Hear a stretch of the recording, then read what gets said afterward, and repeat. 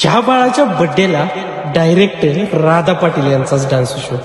राडा होणार, पोरं नाही ऐकणार. नमस्कार मित्रांनो, मी साऊंडलाईनचा फर्स्ट फेवरेट युट्यूबर म्हणजेच तुमचा साऊंड कॅकेस प्रतीक आणि मी येतोय 14 जून 2026 रोजी आपल्या वायफळे येतोय. जसं व्हिडिओच्या स्टार्टिंगला सांगितलं तसं राडा होणार, पोरं नाही ऐकणार.